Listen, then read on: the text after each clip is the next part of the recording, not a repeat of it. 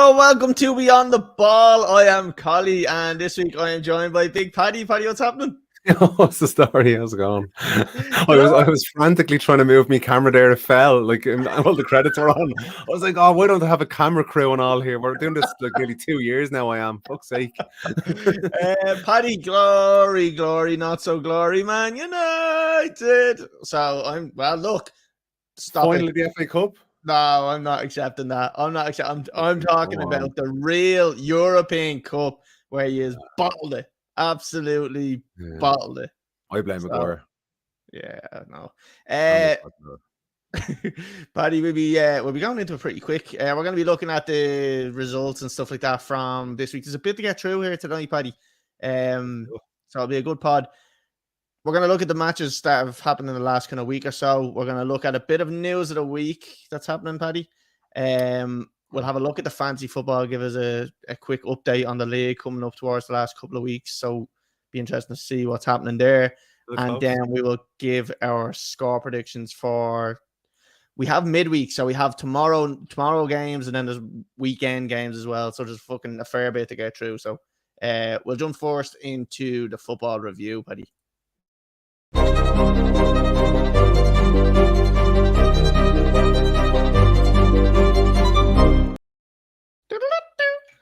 Yes, Paddy, the first one up.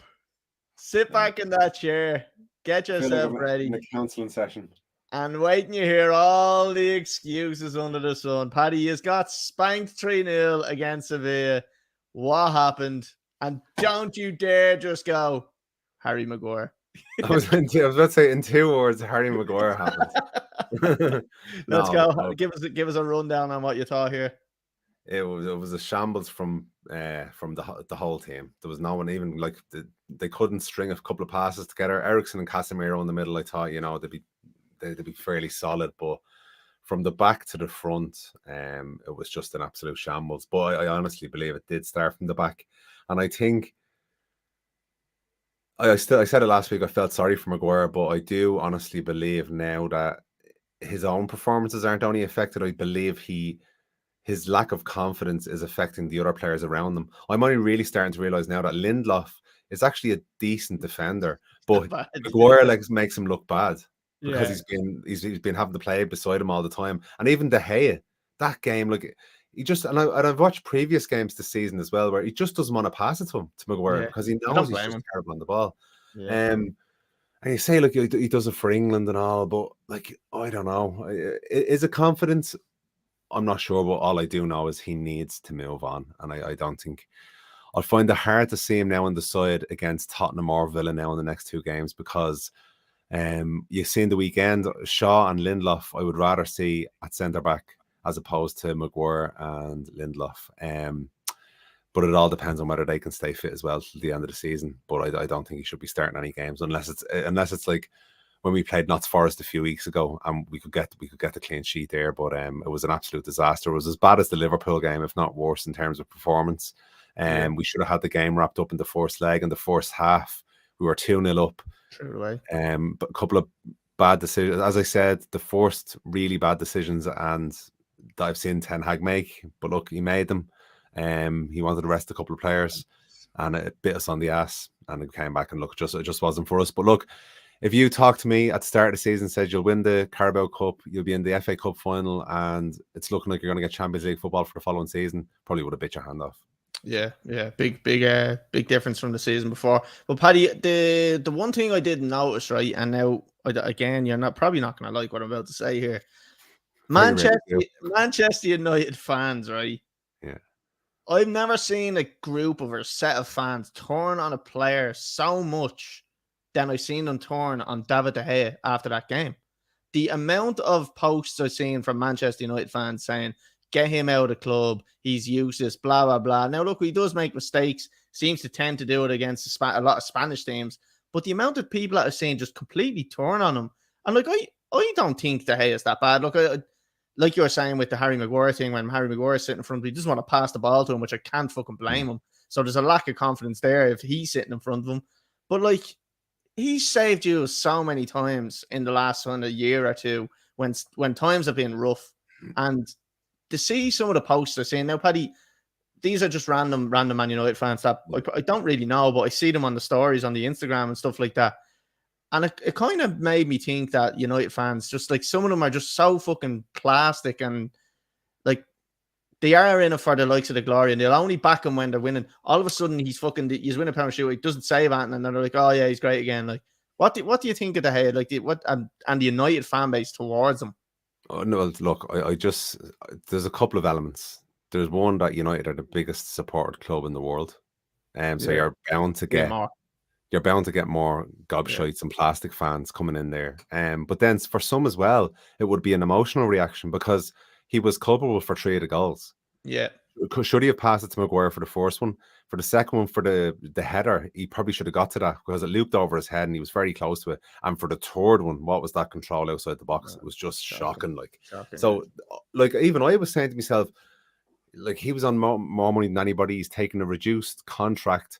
But would I like to see a better ball playing goalkeeper between the sticks? Yeah, it's quite possible. Like, I wouldn't be brokenhearted if De Gea left. Like, a good servant to the club, absolutely. I wouldn't be saying on Twitter and Instagram and all them, I want them gone. He's like, I respect for what he's done for the club, but again, I wouldn't lose any sleep if he went. Yeah, I just find I get when I have players like that at my club, I find I get attached to them and I really try to defend them as much as I can. Now, the likes of Ruben Loftus-Cheek is another story because he's been there like fucking 8 years, but he's been out on loan and he's been all over the place and he's been doing it for Chelsea. But like, I just think De Gea, like, he's gone through like remember when he's first signed, that's such a kind of a roller coaster story. He was a kid. He was making all these mistakes, and United really stuck with him and kind of gave him that chance to prove that he was kind of an elite keeper, which you have to put him in the elite bracket, I suppose. And he's really kind of came out the other side of that. And then all of a sudden, then you start seeing a few little mistakes again creeping up, and people are already on his case. Like, for me, that's like, you try to defend him as much as you can, but then there's only so much that you can take where you're like, all right, well, look, he's probably just not the right fit anymore. Like, I believe Man United made De Gea look better than he is because United haven't been the same team in the last 10 years that they were before Fergie left. So he has been the elite player in to be honest with you, quite poor teams. I know we had good players and stuff, but what I always seen at United, like their best teams, was you've got like a Schmeichel or a Van der Sar, commanding keepers. That's what I want to see. I want to see someone that owns that area. Because if you had someone there like that, I don't think Maguire would be as affected as bad. I'd say he'd get much better performances because there would be an element of De Gea's not great on the ball either. Yeah. So when the three of them are playing together, I'd say there's a lot of nervousness going on, especially a big night in Sevilla. The crowd were on top of them. The players were pressing them really high. You want a goalkeeper there that, owns that whole area. That's his box. That's his area. And he owns the defenders. He tells them what to do. He can see the whole pitch in front of him. He's seen Maguire there. De Gea, really, a good decision there, he should have just knocked it out play. You could see there was 3 players around Maguire. Just don't play the ball. I know Maguire called for the ball, but I've seen plenty of times when Maguire has called for the ball off De Gea and he's just knocked it out. So, I feel like sometimes when he's calling for that ball, he doesn't necessarily want it. He's just trying to drag a player away. Like, that's not him being smart. That's just him being tick. But like, subconsciously, he kind of knows that he's pretending that he wants the ball. That ball comes to him, all of a sudden he's nervous and he just tries to get rid of it. Like, and that's it. And it would just be just as well for De Gea just to stick his fucking boot through it, send it up the pitch, just get the team turned and get out. I think there's an element as well for Maguire, like, asking for the ball there as well. I think that captain's armband may not have done him any favours whatsoever. Yeah. Because you see him constantly trying to act like the figurehead of the team. And I just don't think he has that personality. He's not a leader. I don't see it in him in any way. You might maybe the players see it slightly in the dressing room because I haven't really heard that many players coming out and saying like, oh, he's not a good influence, and no one's come out and said he's unprofessional or anything like that. Like you touched on it last week, and it was a really good point on him that, like, although he's not being like kind of bad and his performance stuff, he doesn't really take ownership of the fucking shit he does. So that's a leader. That's a massive thing. Like, where you deflect and you always try blame someone else. That's a massive thing for your players having belief in you. If someone if you make a mistake and you come out and say, hold me hand up, made a bollock to that, the players then start believing in you a bit more. They say, right, well, look, at least he fucking owned it. Like, well, I believe last season everybody performed bad, so nobody could really look at Maguire and say, "No, you're shit." yeah, But this season, I don't believe Ten Hag would allow public shows of discontent in terms yeah, of players saying, Maguire, we don't trust them, blah, blah, blah. So I'd say you're starting to see clues, like when Anthony's celebrating his goal. Did you see that one? And he yeah. wouldn't shake hands with It was Maguire. quite And it harsh. looked Yeah, wrong. I didn't like But that. Yeah, that's what you're kind of seeing behind. Like they're kind of looking at him, kind of go, "You're a joke," like yeah. and it is sad to see. Like it really is. It But is funny though. yeah. Oh, Like, poor Maguire getting paid 150 grand a week for being and shit. the rest, Oh, I'd say, yeah, yeah, fucking yeah, hell, I know, exactly. yeah, Yeah. I know, big fucking So, mallet head like myself. Me long lost brother. Paddy, anything else to add on that when we move on to the next match? We do have a few to get Absolutely through. not. I don't want to ever talk about it again. We might bring it up at the end of the show. Paddy, the next result we're going to go to is Arsenal and Southampton. So Arsenal, Paddy, I nearly nailed this prediction. Last week I said it was going to be 2-2, and I said that Arsenal were going to equalise in the 88th minute, and they were going to try push for another goal, try get it, and they weren't going to get it. It was 3-3. They did score in the 88th minute, but it made it 3-1, and then they scored again in the 90th minute. Unbelievable game, pure entertainment. But Arsenal again bottling it, Yeah. and I just don't see any way back now. Like you can't drop points against Southampton. There's no way you can allow it to happen. And at this stage in the season, with a Manchester City game coming up next, I don't think they're going to win it. I think they're going to fuck it up. What do you think? It's the third draw on the bounce. Liverpool, West Ham, Southampton. They've conceded 7 goals. I think before that, all season, they'd only conceded something like 26 or 27 goals in the previous 30 games. Yeah. So it's nearly like they've gotten Maguire at centre back for them. I just do not understand what's after going wrong with their defense. And all you can put it down to, like, because the injury list isn't that bad. That they've got good players here and there, but Saiba, he's missing. He's been Is missing, he a bigger miss than we think? Possibly. But it's nerves. That has to be like it. We don't want to say it, but bottling it. Yeah, it is inexperience, and this is why I've said it. I think the first video I put out about Arsenal not winning the league was back in January, and it wasn't because look, fair enough, I was trying to get a reaction out of Arsenal fans and I got one, but like I honestly did think that they were very inexperienced and that this was going to be the downfall of them. That their inexperience would eventually catch up with them. They'd get nervous. They'd start having these type of results. They drew with West Ham too well before as well. So I just think that the inexperience of this team is what's causing it. And look, I think you can only gain experiences by going through this type of thing. But I do fear that with the likes of Chelsea spending big money, United possibly getting taken over, spending big money, Man City always spend big money. Liverpool hoping for an investment and then trying to get that in. Newcastle now coming up. I think it might be too little, too late, and they probably don't have that big, massive investment that they can fall back on. You don't know what's going to happen with Spurs. Aston Villa as well are going to be stronger next season. With good evening. Look, what's really, really disheartening for Arsenal now is that teams know they're delicate now. So they're going to go at them even harder. Whereas before the Liverpool game, there was an element of fear creeping in for when you play against Arsenal because they were playing really, really well. Like, it was one of those title-winning teams where you're going to sit back, soak up the pressure, maybe try and catch them on the break. But now teams see that they're delicate and they're going to go for the throat. And that's why now they're conceding so many goals. And I think it's going to be a similar story for the rest of the season. I think City are not only going to just win it by a couple of points, I think they're going to run away with it. Unfortunately. Yeah, I think so. Yeah, because Arsenal still have to play Chelsea as well, and I'm just hoping Chelsea can fucking do something so we can absolutely gloat about it. So, Paddy, will we move on? You don't want to add anything else on that one? No. That's cool. I have to say, I'm not happy about it. I wouldn't have mind seeing Arsenal winning the league, to be quite honest with you. But just the City. I'm delighted. I hate them. I hate their fans. I think they're fucking pricks. I don't like them. Yeah, sorry if you are an Arsenal fan, but yeah, you're a prick. Sitting on the fence again, Colly. As always. Right, we'll move on to the next one. Forest versus Liverpool. Again, this one here we could have done with Connor to give us a bit more insight on it. I watched some of the game. Diogo Jota on the score sheet again, 2 goals. The worst thing about it was I was about to get him into me fancy football, and I said, you know what, I'll get Salah instead. Now, in fairness, Salah scored anyway, so it wasn't that bad. But yeah, it was a missed opportunity. But Paddy, anything to add on Liverpool, and actually, they are now talking again of getting top 4. Do you think it's possible? Yeah, absolutely, I do. Absolutely. Well, we got 6 games left. They're only like 5-6 points off the top 4. So it could happen.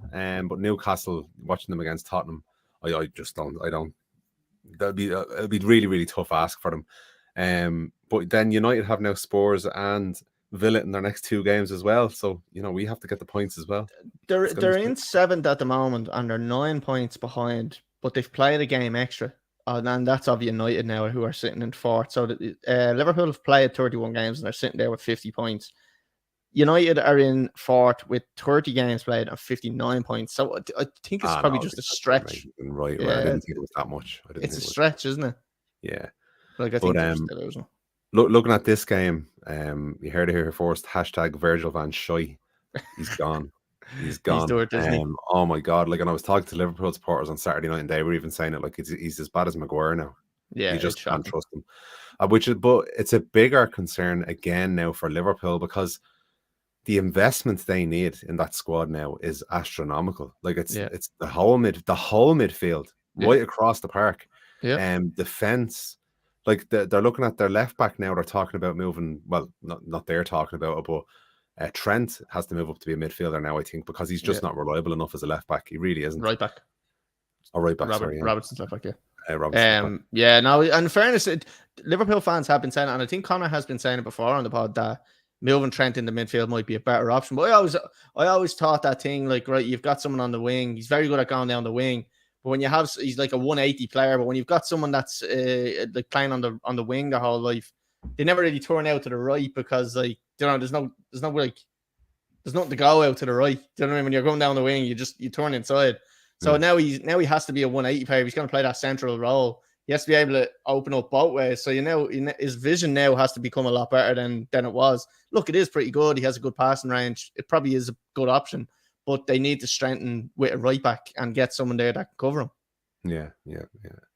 Well, the only way they could do it as well is if they had 3 centre backs and they just played him as a high playing right back, But at the moment they barely have 1 decent centre back, so that just means they have to buy 3 top class centre backs along with 3 top class midfielders. And the only place where they probably won't have to invest in is up front, because they've got Salah, they've got Nunez, they've got Diaz, they've got Jota. So the numbers up there, but definitely the completely new midfield and defense nearly. And Liverpool haven't got the money, so I don't think they'll be anywhere up around the top next season. The only way that'll happen is if they do get that financial backing that they are looking for, and someone does come in and invest. They don't want to sell the club, but they want investment into the club. So it'd be interesting to see if that actually happens. Anything else to add on that, Paddy? No? Nope. Right, we're going to move on to one that'll cheer you up a little bit, or will it?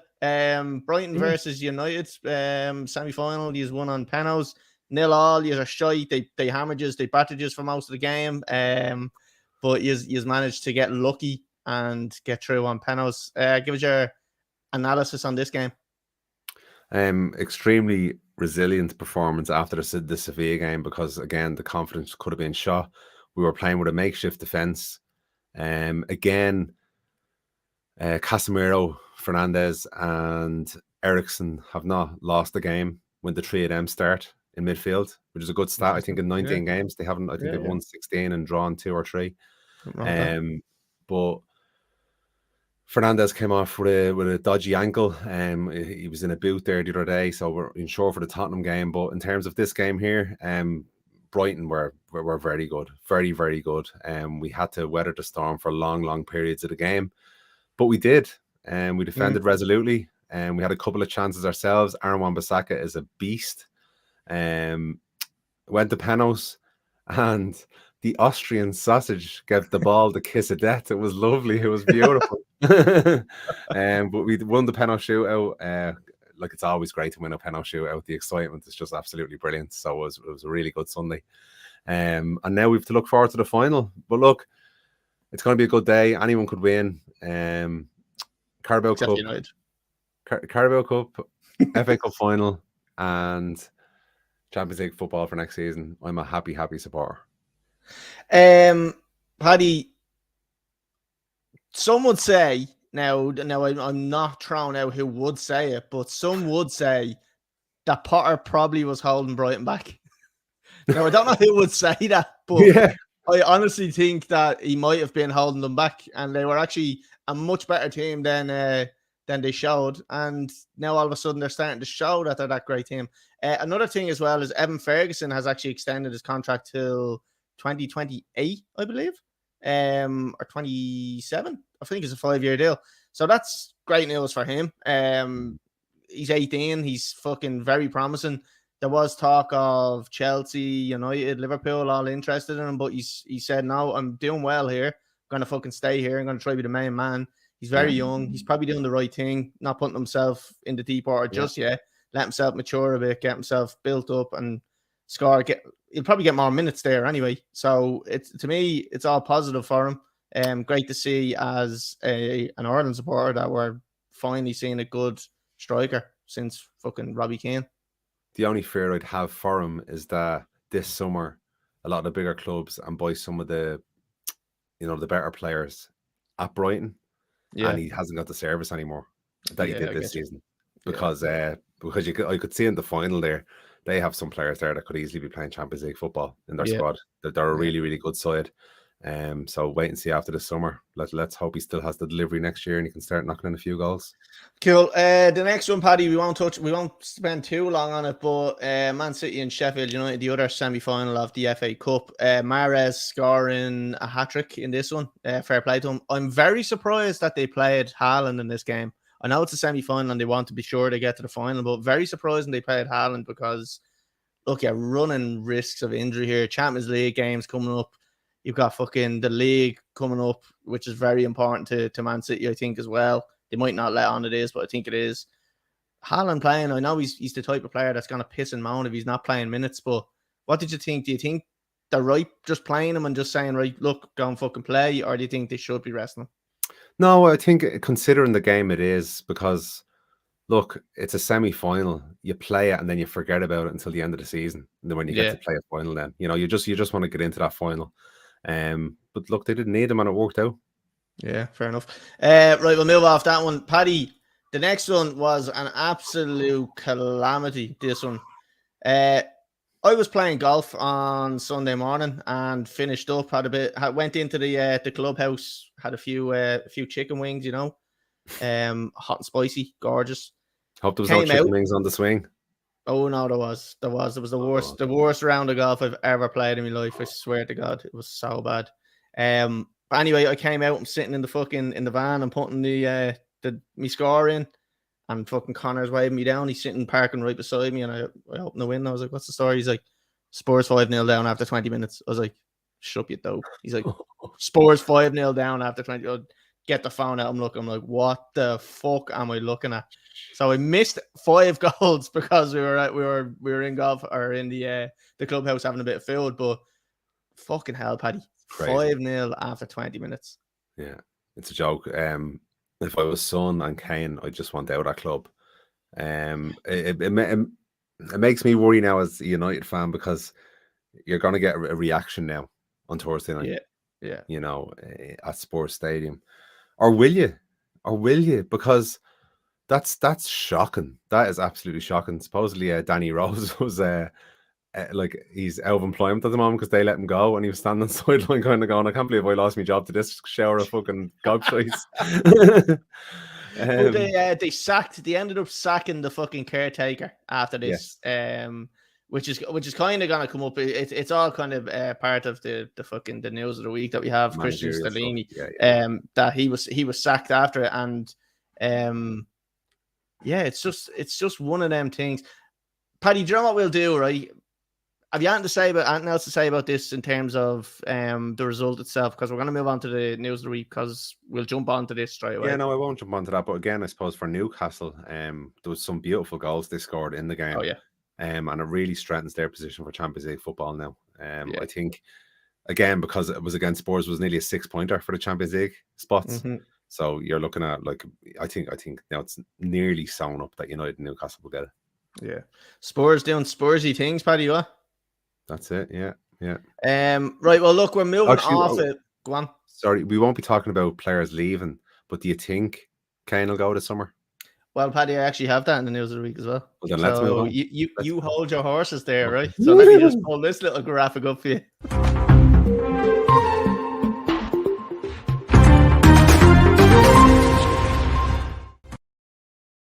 Right, news of the week, Paddy. I'm going to shock you with this one, right? Harry Kane to Manchester United. But no, the only reason I am touching on this is because after that result, that has to make the likes of Kane, Son, all them decent players reconsider their options and say, right, Harry Kane, he's all about records and winning, and like you can see he's in his own league in that team.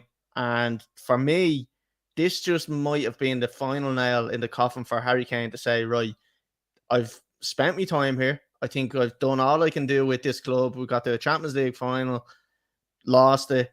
I don't think I can win a trophy at this team anymore. It's time for me to jump ship. And who's the next team that are looking badly for a striker? Manchester United. And Manchester United have been heavily linked with Harry Kane. And that is why I think he possibly will go in the summer to Manchester United. What do you think? Yeah, I'm just reading the tagline and I'm thinking to myself, the big red machine out of WWE. Oh, yeah. Walking into the dressing room like that with his glove. Yeah, look, it would be a dream signing for me as a fan. It would be an absolute dream signing. And I think what Kane has to think about as well at Spurs, even if they get Nagelsmann, who, look, not that proven really. He's still a young coach as well. Yeah. But if they've had Jose Mourinho at the club, and he couldn't win a trophy. Yeah. Now he was sacked just before the final. He was sacked just before the final, which it was bad, very bad show on them because he probably would have won that. But if you're at a club and you can't win a trophy with Jose Mourinho at the club, you have to just say, look, this club is just cursed. I have to get out of it. Yeah, definitely. Really, and he's better than that. Like, he is a world class. He's a world class striker. He's one of the best number 9s that are around. There's not many that are better than him. I would love Chelsea to sign him. I could never see him going to Chelsea because of the Spurs Chelsea kind of fucking rivalry there. But I would fucking give me the left arm to have Harry Kane standing up front for Chelsea, because that's exactly what we need. But he has to start thinking about himself now. He's getting towards the end of his career. What is he? 28, 29 now at this stage. Like, that's nearly prime time for a striker. You get over your 30s, and although it is changing slightly now, maybe like that, there's probably is a little bit more longevity in strikers and how effective they are in their later years. But he needs to start getting out there, getting into teams that are going to challenge. Look, if he had been at United this year, he would have won a cup, would have been in the final of another cup, would have had Champions League next year. Now it looks like he's getting no cup, no trophy, no nothing, no Champions League football. So he needs to reassess his career. And I think in his eyes, it'll probably be a blessing for him if Spurs don't get Champions League football, because I think that gives him a great excuse then to go into Daniel Levy and say, I want to play Champions League football. Time for me to go. Thanks for everything and goodbye. Look, he has to look at, say, if you look at the elite players around and how they've looked after themselves, and he has looked after himself. He seems like he has his head on his shoulders. He's 30 in July. So he could easily sign a 4-year contract and play at the top of his game up until 34.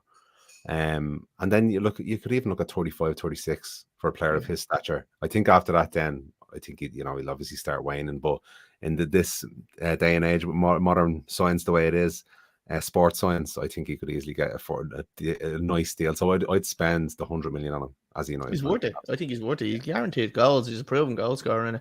Paddy, the next one, I'm just gonna. This was only myself, the notes, but I'm just gonna put up on the screen. I don't care. Spurs caretaker Christian Stellini was sacked after that embarrassing result. Ryan Mason will take over until the end of the season, and the fans have been given a refund out of the players' pockets for that game. So the players have come out and said, obviously, there was a statement put out. They've said that that's not good enough. We're not fucking. It was embarrassing. Take it out of our wages. So whatever the cost was of all the players' tickets or the fans' tickets, they've taken it out of their money, their own wages, and have given it back. So in fairness, too little, too late, but a nice gesture from the players themselves to say that wasn't good enough. But sacking the caretaker manager, what's your thoughts on that? It just makes the club look like a joke. It really does. Chelsea. Oh, yeah, it looks like Chelsea. Yeah, it must be a London thing. Fucking, I just don't care. But at least you're holding on to Lampard. Yeah, let's just lose the next 3 games and you're fighting for relegation. Could be gone. I think we'll probably move on to Chelsea now in a few minutes. But Nagelsmann, I think bigger changes are needed at Tottenham than a new manager. I really do. There's something mentally wrong at that club. They couldn't buy a cup or a trophy. They had Jose Mourinho there. I keep going back to it, but I'm only realizing now, even as a United fan, he came in, he won the league, he won the Carabao Cup. Everywhere he goes, he just wins. Rome, he won the first cup of Roma for 50 years or something like that.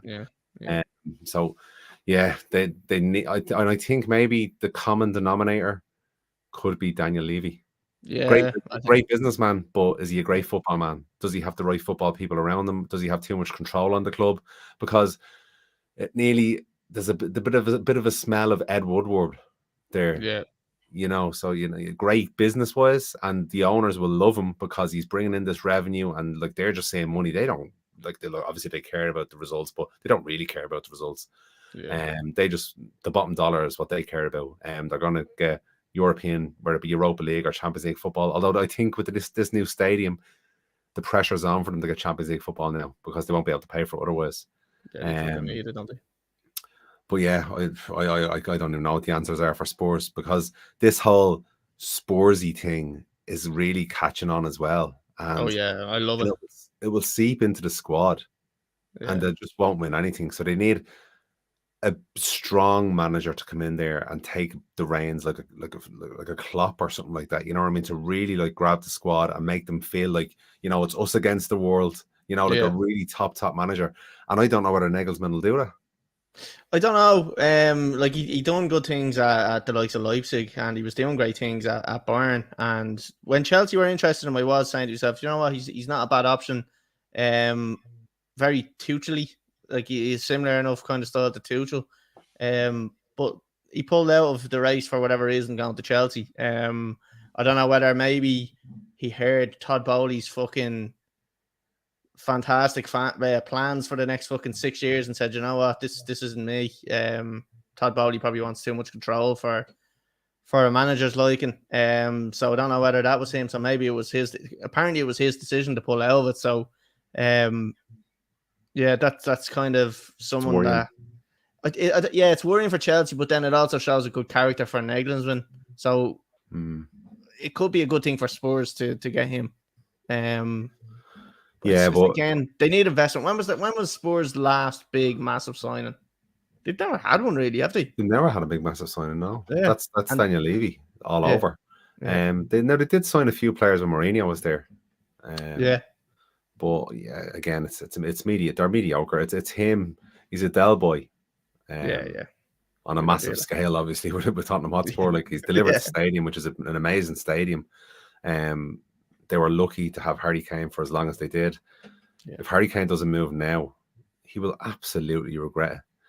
It's a similar view to what Alan Shearer was at Newcastle. But the only thing was, I think Shearer got away with it because he won the league with Blackburn and then went to Newcastle. Exactly. So he always had it in his back pocket that I won the league. You know what I mean? So I'm here at my boyhood club. If he loves Tottenham, that's absolutely fine. But I think he's given more than enough to that club out of his career. And I think even the fans would respect if he moved on. I don't think there could be any. Now look, London fans are they're a different breed, especially for Spurs fans. But I don't think they could argue at all with Kane if he wanted to leave there. Like, they know the shit situation they're in. They know it's not looking bright for them. Like, and there's no way they can expect someone of that talent to just stick around and hope for the best, like hope for a miracle. Like, it's not going to happen. Like, and if they do react badly to Harry Kane leaving, be a very poor showing for the Spurs fans. Paddy, we'll move on again. Actually, one other thing that I wanted to say was Conte came out and said it, and this match was fucking a perfect example. It was a massive game, and he said these players don't want to play under pressure, and fucking nail on the head. And he was spot on, because first bit of pressure that comes on them, they fall like a fucking napkin. So, Paddy, the one bit of success, I suppose, that it's not even success, but it's the best thing that they've probably fucking done, was get to the Champions League final with against fucking Liverpool and lost. But the man to do that and get them there was Pochettino, which leads us on to our next bit of news, that Pochettino apparently is in the final stages of signing a contract to take over as Chelsea manager. Paddy, I for one, I'm very happy about this. I've always rated Poch. I always thought he's a really good manager and seems like a top man, in fairness to him. He seems like a good bloke. Watching the Spurs documentary, was it the Spurs documentary? I think it was the Spurs documentary, and everybody, all the players seem to love playing for Poch. So that's what I'm hoping he can bring to Chelsea.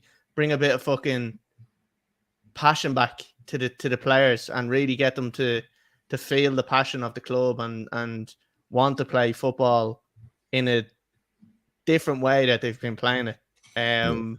Something different, and just an experienced manager there with, again, I've said this before, with a load of shiny new toys that he can then go, right, I like this and like this and like this, and let's get rid of that one, let's get rid of that one. Because Chelsea need a massive overhaul in the summer.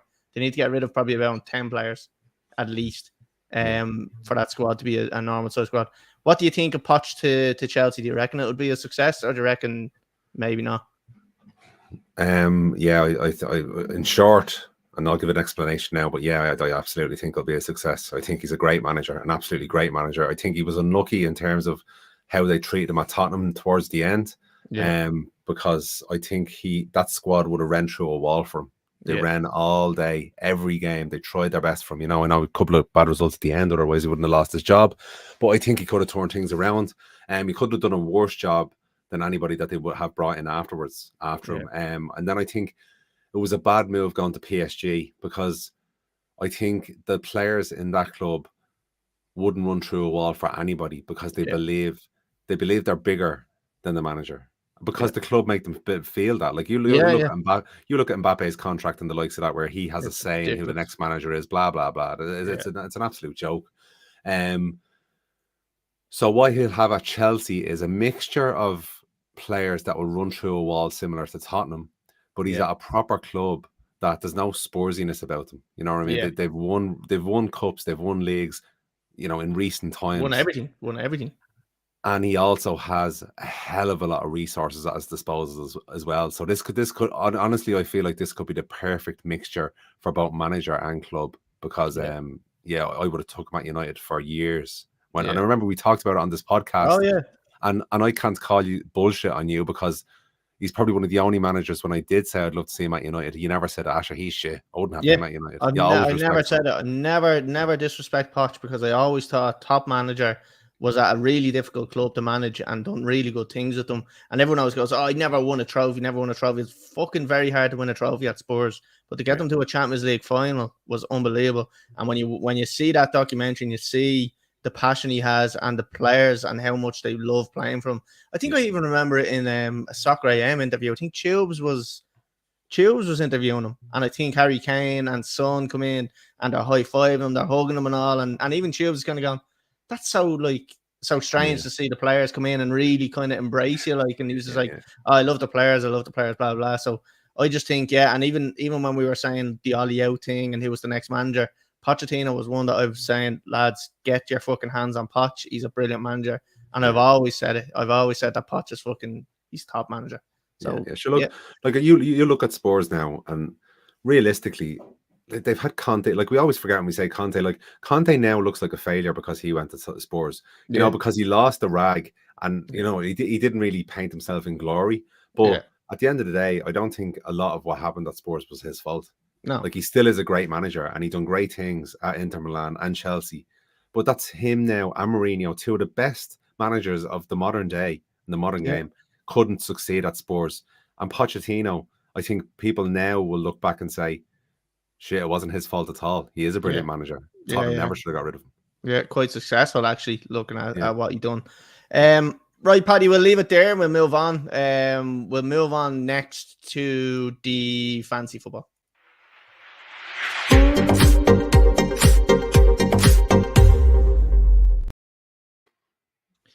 Right, Paddy, we'll run through. We are currently in the middle of a game week, so we're going to be looking at last week's game week. So I'll pull it up on the screen here. So if anybody is watching or listening to us, I always do that.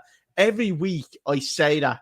Anybody that is watching, I always go back and listen to every episode. I say it every fucking time. So anyone that is watching or fucking listening, anyone that is listening on fucking Spotify or Apple Podcasts, you can go on to watch us on YouTube. Fucking hell. So I'll run through my team real quick, Paddy. So this is for last week. So this is a problem for anybody that's what? What? This is a problem. Listen.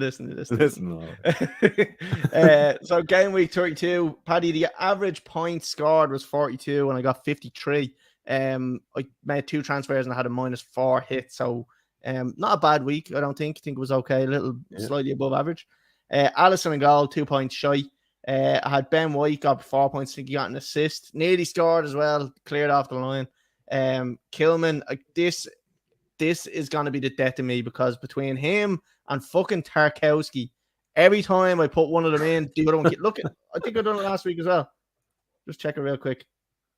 Left, look, Kilman on the bench, he fucking gets a clean sheet, put Tarkowski in. So I was like, right, who's going to get the fucking clean sheet out? These two, pick Kilman, Tarkowski gets it. So I just can't win with these two.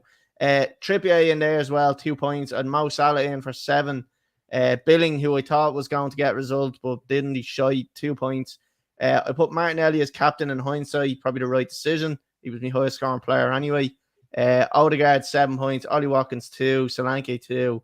And Harry Kane with 6. And on the bench, like I said, Tarkowski with 6 points. Don't get them. Solid week, yeah. It was a difficult week because obviously you've got the 4 teams playing in the FA Cup final, so it was hard to pick.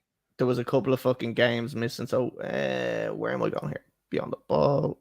So I am currently top of the league by quick maths. 38 points ahead of you, Paddy. So do you want to run us through your team for last week? Yeah, 60 points. So I was very happy with that. But again, I made 3 transfers, so that's -8 points. But yeah, it was a decent week. Olsen in goal. Because I have Ederson, Man City keeper. Yeah, so he didn't play. So he came in there, 1 point. Okay.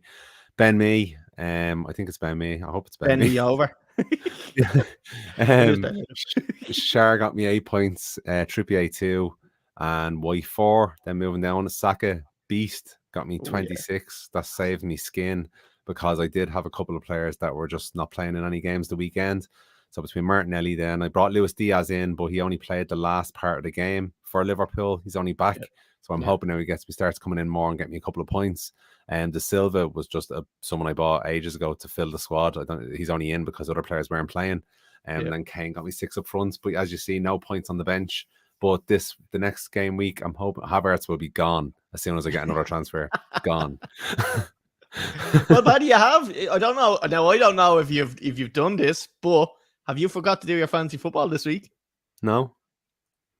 Because you have. I haven't. This game week has started. There's matches on right now. So this is the game week that has started right now. Oh, I know, yeah. But look at me bench. Okay, they're going to come in. Okay. No, I think you've still forgot, Paddy. No, I didn't have a... You didn't take Havertz, so... I didn't have a transfer.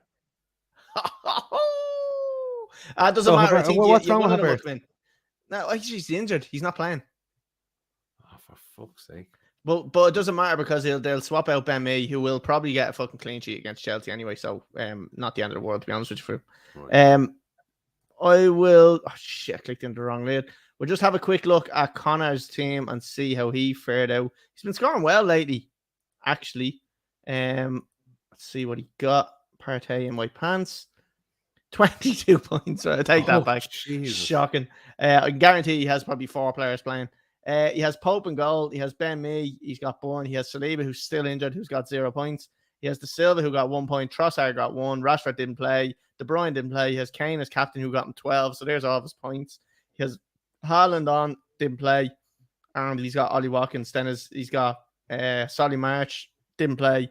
He has Bueno for Wolves, didn't play. And he has Shaw, who didn't play. So a bit of a shitty week for Connor. We'll have a look at the main table, Paddy, and see who is top. The last time we looked, we had O'Shea and Kane up there for ages.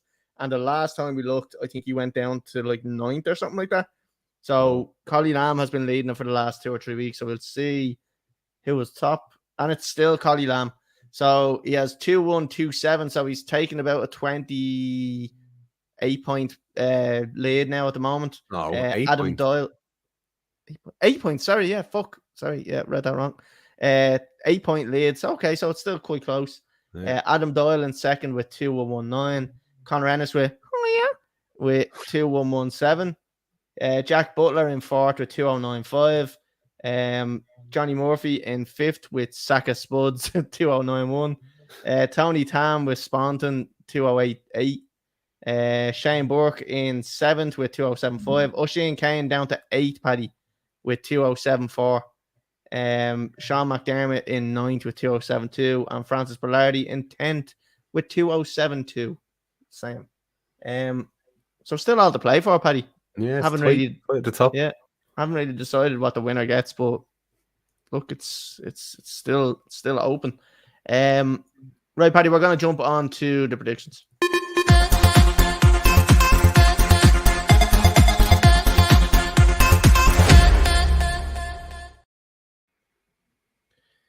Right, Paddy. First game we have up is Chelsea versus Brentford. Do you know what was great about last weekend, Paddy? Chelsea didn't have a fixture, so they didn't lose. Yeah. That's why you're so happy today. I was kind of like, this is weird. Yeah. I didn't have to fucking vent about it, so it's great. Chelsea against Brentford. Oh, the problem we have is we can't fucking score. So I'm going to say they're going to turn this around and Chelsea are going to win 2-1. I don't think we'll keep a clean sheet. I think Ivan Toney's probably going to score against us.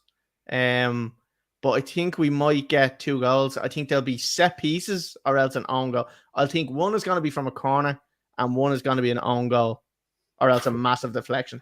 Right? That's how confident I am about Chelsea scoring. What do you think?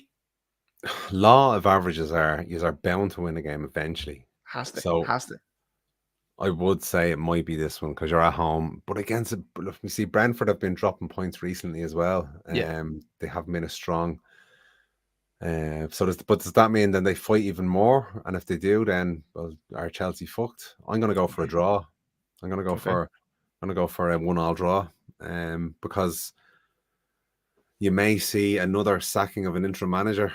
Oh, poor old fucking Lampard be sacked twice by Chelsea. That won't be good, would it? That won't happen. It's not going to happen. Can't happen. Dear God, please don't let that happen. Actually, no, if Bowley kept Potter for nearly a full season, he's definitely not going to sack Lampard after like 4 games. Can't. Apparently, we said this last week, but apparently he took that advice from James Corden.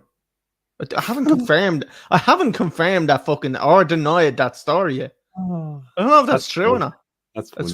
It's shocking. I'm gonna believe it's true because it makes it funnier. I don't want to believe it, but I fucking am 80% sure it's probably true. Yeah. See, Wrexham are looking to get Gareth Bale. Seen that, yeah. Seen Rob McElhenney putting out a tweet or something like that saying, "Oh, let's play golf," and he goes, "I promise I won't beg you to come back for a season." Like, yeah. Fair play to him. Fair play to Wrexham as well for getting promoted. That's a fucking fairy tale story right there. Really is. Did you watch the documentary? No. Oh, Paddy, that's what. Oh, very good. Because they show the stages of it. It's called Welcome to Wrexham. It's on Disney Plus. Yeah. They show the stages of it before they actually own the club. So they go through the process of buying the club, and you get to see all that as well. It's very good. It has to go through the fans committee. They have to have like an approval right for them, and obviously they get it because no spoilers there. They own the club. So they're in the second division now, aren't they? Gone up to the second division now. Yeah, it's the first time in 15 years. I think they're after getting out of it. 50. 15, I think. No, 50. Oh, 50? 50. Oh, I thought it was 15. I think now we'll probably have to Google that now. But... Breaking news: Paddy says 50 years since Wrexham have been in the league. Yeah, I don't know. I thought I heard 15. But so do you think they might get promoted again straight away? I think so. Like, they have good players there. Your man Paul Mullins is fucking savage. Like, he's a League One striker. Like, and he dropped down to be closer to home. Yeah. So like, he's proven himself at that kind of level. So he'll be well able for League Two. They're going to sign a couple of players. I think I've seen a clip of him and Ben Foster having a chat and kind of saying another year. And Ben Foster kind of shrugs it off a little bit. And he was like, "It's a year. That's a contract." He said it. He's like, "Oh, mad." So Ryan Reynolds is kind of jumping on right like that. 15 as well. Sorry. Oh, yeah. Okay. Smugness. Yeah. So look, I think it'd be a fairy tale story to see them eventually up in the Premier League.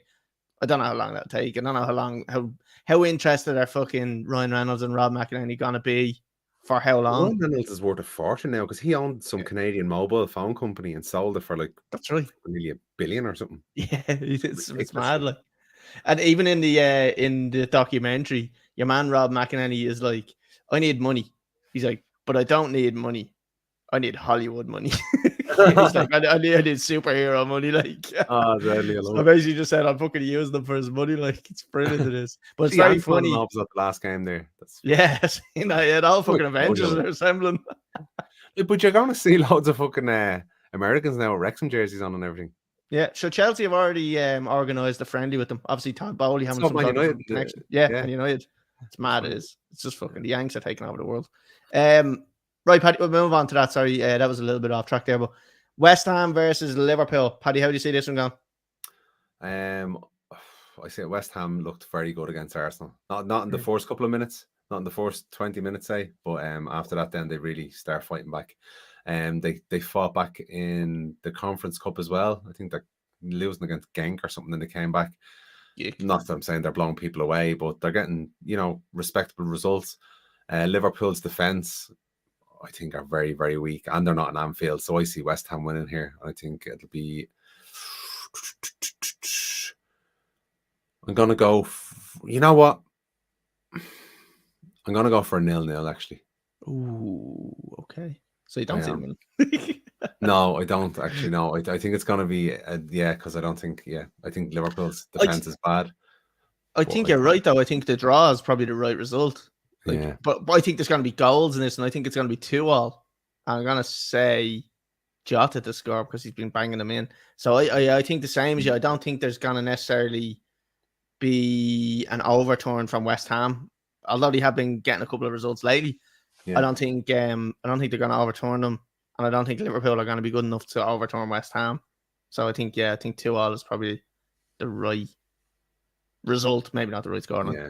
Yeah, no. I absolutely said 0-0 because I was going to say West Ham to win, and then I couldn't think of someone to score. Yeah, I couldn't think of a scorer. So should have done the old trick and gone with 2-1, and then said fucking Jota to score for us. Yeah, damn it, rookie mistake. Shit. But we can edit it out, Paddy. Like, from next week onwards, now if we ever say 2-1, that just means I don't know the players. Yeah. If there's ever a consolation goal on the team. Right, Paddy, we'll move on to the next one, probably the biggest game of the week. Man City versus Arsenal. How do you see this one going? Man City 4-1. Haaland score. Oh, you think it's going to be a spanking?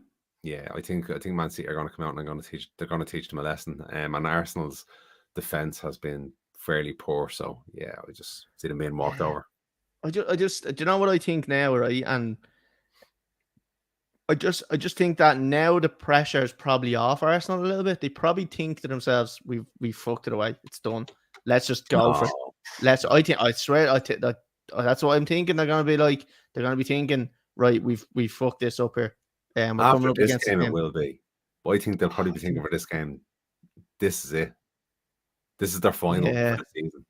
So this is why I'm like, I think they'll just fucking throw the bus at it. Yeah, you're right. Yeah, Throw the bus at it. Is that a saying? Do you throw the bus at it? No, you Yeah, park no, the throw bus, the don't you? kitchen sink. The kitchen sink. Oh, the kitchen sink. Yeah, fuck. That's like gonna be Must be fucking. too big. It's like all that and a slice of bread. Fucking hell. How do you throw a bus at something? Fucking idiot. That's the Avengers and fucking Wrexham. They'd be Yeah. able to It's fucking what's his face? Captain America or park something. the bus. Park the bus. Yeah, that's what I was looking for. Yeah, I think they're having a stroke every week or something. Whatever, you know. They're all in there. It's just trying to get them out in the right order, you know. It's difficult to do. Yeah, I don't know, Paddy. I don't know whether I think they're going to throw the bus at them here. I just don't know whether they're going to be sitting back. I think they're kind of go. Look, to be honest with you, let's call it a spade. Man City are better. They're going to be 3-1. Fuck that.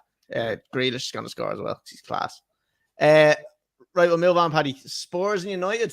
I'm going to jump in here, right, and I'm going to say, I still think that Manchester United are going to beat Spurs. I think Spurs have fucked it now. Ryan Mason, everybody's like, oh, give it to Ryan Mason, blah, blah. He's not going to do anything, right? I think he was like the fucking Spurs under 21s coach or something like that. He's not going to turn this team around. No. Like, they're not going to be motivated to impress fucking Ryan Mason. And I think they're going to lose 2-0. And I think Bruno is going to score. What do you think? He's an injury concern. Oh, he's injured. He's injured. No, he's not definitely injured because, but he's a concern. The team news hasn't been put out yet. Right. But if we look at fantasy football, he's still only orange as well. He's not red, so he's not definitely. I don't believe it. I don't believe that fancy football as well. So I'm gonna say he's definitely starting, and he's gonna score. I think United have a point to prove in terms of, especially up front, because Martial needs to eventually start fucking knocking the goals in. Rashford has been dry now for a couple of games. And I think, it would be too strong for them going forward. I think they might score against us, all right, but Harry Kane and Son there, but I do believe it would be too strong for them going forward. So I'm going to say United 3-2. I think it'll be a good game, and Martial to score. Okay, cool. Next one, Paddy, is we're kind of moving on to the one. Oh, lovely. You're like, oh yeah, more United, it's lovely. Considering this game as well, actually, this is relevant as well. So at the moment, Aston Villa are winning, and that brings them to within 5 points of United. So it'll be interesting now after these two games where everyone sits. Another thing, Paddy, is that we currently have Leicester versus Leeds on, and Leeds are winning 1-0. Big, massive battle going on in relegation. So that's an interesting one to keep an eye on, because it is 1-0 to Leeds. And does that get them a clear? Oh, that'll put them 4 points clear. Now Everton have a game in hand; they can win that. But that's a nice little gap where it gives you a little bit of breathing space. Not much, but a little bit.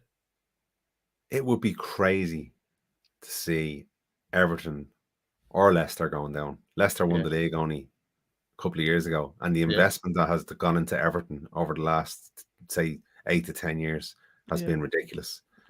It's mad to see. But again, I think Bournemouth are going to be in trouble. It could be, but look, they're 5 points outside. Yeah. 5 points outside the drop. But Man United, Aston Villa. If it was in Villa Park, I'd be very worried. But considering it's in Old Trafford, I'm going to go for United 2-0. And again, Martial.